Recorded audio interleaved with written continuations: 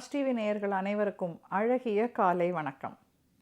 அசோக் கெட்கர் அப்படிங்கிறவர் ஒரு வார் வெட்ரன். அவர் 2 முக்கியமான போர்களில் பங்கெடுத்தவர். அந்த போர்கள் அவருக்கு கொடுத்த பரிசு இரு கால்களையும் அவர் இழந்து விட்டார். அவருடைய சொந்த ஊரில் இருக்கார். அவருடைய மனைவி இறந்ததுக்கு அப்புறமா ஒவ்வொரு வருஷமும் டெல்லியில் நடக்கிற ரிப்பப்ளிக் டே பரேடில் கலந்துக்கிட்டு அதை பார்த்துட்டு அதுக்கு பக்கத்துலேயே இருக்கிற இந்தியா கேட்டுக்கு பின்னாடி அவரை மாதிரியே இருக்கிற அவருடைய வார் வெட்ரன்ஸ், அவருடைய ஃப்ரெண்ட்ஸ், ஆர்மியில் இருக்கிற ஃப்ரெண்ட்ஸ் எல்லாரும் சேர்ந்து மீட் பண்ணுறது அவருக்கு ஒரு பழக்கம். வருஷம் அவங்க கடைப்பிடிக்கிற ஒரு பழக்கம் இது. கிட்டத்தட்ட 5 வருஷங்களாக அவர் இதை செஞ்சிட்ருக்காரு. ஒவ்வொரு வருஷமும் அந்த நாள், அந்த திருநாளுக்காக அவர் காத்துட்ருப்பார். ஏன்னா மற்ற நாட்கள்லாம் அவருடைய வீட்டில் அவர் தனிமையில் இருக்கார். அவருடைய மனைவி இறந்துடுறாங்க. அவங்களுக்கு ஒரே ஒரு மகள், பேர் பார்கவி. அவங்க என்ன பண்ணுறாங்க அப்படின்னா, அவங்களுக்கு பிடித்தமானவரை திருமணம் பண்ணணும் அப்படின்னு அப்பாட்ட கேட்குறாங்க. அப்பா அதுக்கு மறுத்துடுறாரு. ஆனால் பார்கவி என்ன சொல்கிறாங்கன்னா, இல்லை, நான் எனக்கு பிடித்தமானவரை திருமணம் பண்ணுவேன் அப்படின்னு அப்பாவுடைய பர்மிஷன் இல்லாமல் அவர் வீட்டை விட்டு வெளியே போகிறாங்க. அதனால் அசோக் என்ன சொல்கிறாருன்னா, இனிமே நீ எனக்கு மகளும் இல்லை, நான் உனக்கு தகப்பனும் இல்லை அப்படின்னு அவர் சொல்லிடுறார். அதனால் அந்த மகள் என்ன பண்ணுறாங்க, எப்படி இருக்காங்க, எதுவுமே அவருக்கு தெரியாது. அவர் அவ்வளோ டிசிப்ளின்டு பர்சன். ஏன்னா அவரை பொறுத்த வரைக்கும் பார்கவி யாரை கல்யாணம் பண்ணணும்னு நினைக்கிறாங்களோ அவங்க அந்த பையன் ஒரு டிசிப்ளின் இல்லாத பையன். இவர் ஒரு எண்ணம் இவருக்கு இருக்குது. சரி, அன்றைக்கி அவர் டெல்லிக்கு கிளம்புறாரு. ஏர்போர்ட்டுக்கு போயாச்சு, ஃப்ளைட்டை போட் பண்ணியாச்சு, ஏறி உட்காந்தாச்சு, ஃப்ளைட் டேக் ஆஃப் ஆகிடுச்சு, ஸ்டெபிளைஸ் ஆகிடுச்சு. அவருக்கு தண்ணி தாகம் அடிக்குது. ஸோ தண்ணி வேணும் அப்படின்னு ஏர் ஹோஸ்டஸை கேட்குறாரு. ஆனால் ஏர் ஹோஸ்டஸ் கொண்டு கொடுக்கறதுக்கு பதிலாக ஒரு பையன், சிறுவன் கொண்டு தண்ணி கொடுக்குறான். அவர் ஆச்சரியமாக பார்க்குறாரு. அவர் ஆச்சரியமாக பார்க்குற அதே சமயத்தில் பைலட்டுடைய குரல் ஸ்பீக்கரில் கேட்குது. வணக்கம், எல்லா பேசஞ்சர்ஸ்க்கும் வணக்கம். நான் தான் உங்களுடைய பைலட் பேசுகிறேன்.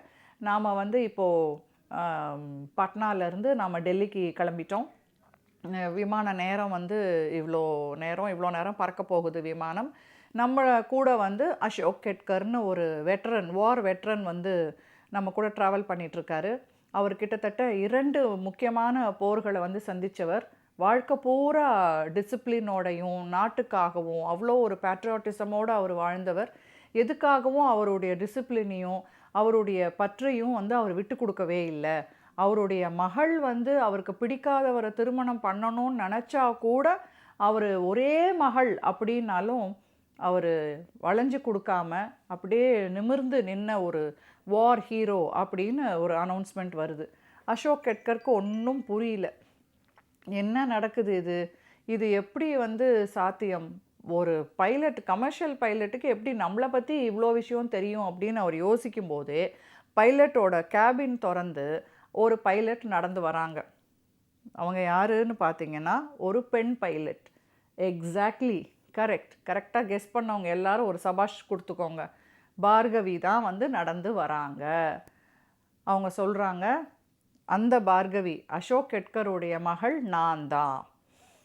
அசோக் கெட்கருக்கு மற்ற பேசஞ்சர்ஸ் எல்லாருக்கும் ஒரே சர்ப்ரைஸ், ஆச்சரியம். எல்லாரும் கைத்தட்டுறாங்க. அந்த கைத்தட்டல் முடிஞ்சதும் அசோக் கெட்கர் முகத்தில் 1000 கேள்விகள். அது எல்லாத்துக்கும் பார்கவி பதில் சொல்கிறாங்க. அப்பா, என்னுடைய மாமியார் இறந்து போனதுக்கப்புறம் என்னை பைலட் ட்ரைனிங் கோர்ஸு படிக்க வச்சார் என் கணவர். அவர் டெல்லியில் ஒரு எம்என்சி கம்பெனியில் வேலை பார்த்துட்ருக்காரு. நீங்கள் எதுக்காக என்னுடைய திருமணத்தை தடுத்தீங்க அப்படின்னா, என் கணவருடைய மாமியார் ரொம்ப உடம்பு சரியில்லாதவங்க, அவங்கள நான் பார்த்துக்கணும்.